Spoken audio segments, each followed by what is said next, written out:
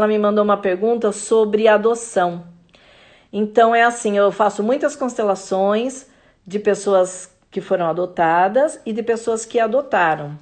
E o que o Bert, ele fala para nós olharmos com muito respeito e com muito carinho para tudo isso, é assim, olha, os pais que se colocaram à disposição do campo para que aquele bebê pudesse nascer, foram os pais biológicos. Então eles têm que vir antes no coração dessa pessoa que foi adotada. Mesmo que os pais que adotaram sejam as melhores pessoas do mundo, a gente tem que olhar com muito carinho para as pessoas, para aquela mãe que correu risco de vida, sabe, engravidando, que muitas vezes sim não teve uma vida fácil, às vezes a pessoa ela pode ter cometido um crime, mas ela tinha o poder de vida e morte com relação àquele bebê e ela não cometeu essa morte. Então ela deixou com que vivesse. Ah, mas depois ela deu para um orfanato. Ah, mas depois ela deixou na sarjeta. Essa é a história de vida que vai contar a história da sua ancestralidade. E a partir daí você pode modificar o seu olhar e o seu caminhar. Então, e aí o que acontece?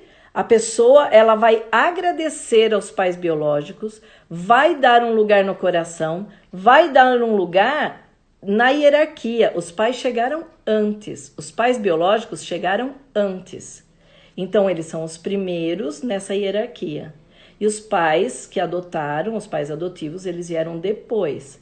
São pessoas maravilhosas, são pessoas que sim estão olhando para algo muito lindo, mas os pais que adotaram precisam fazer a constelação também. É muito importante que façam. Por quê? Porque falta algo no sistema familiar dele.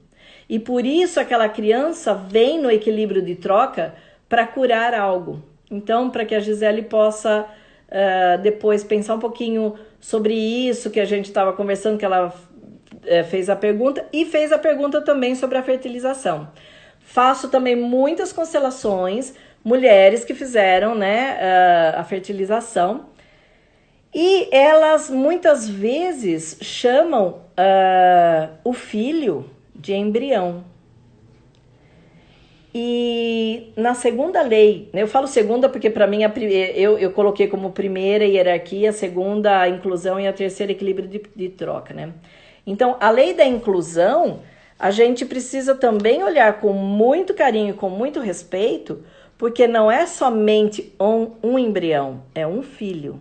Então, uma vez eu fiz uma constelação de uma moça, ela veio falar sobre os relacionamentos dela, sobre o filho e tal, e eu falei, quantos filhos você tem? Ela falou, tenho um.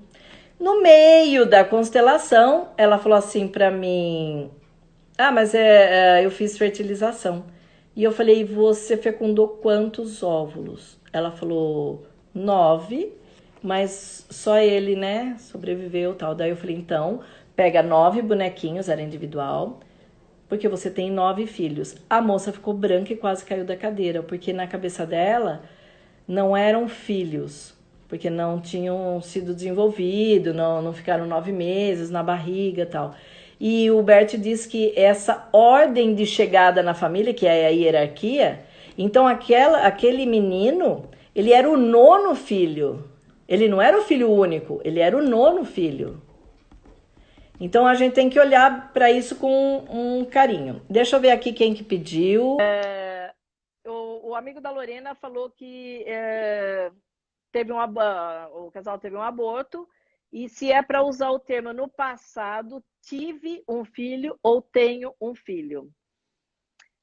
Você pode falar tive, mas ele tem, vamos supor, muitas pessoas vão falar assim, olha, eu tenho 2 filhos, mas antes deles eu tive um filho que não conseguiu sobreviver.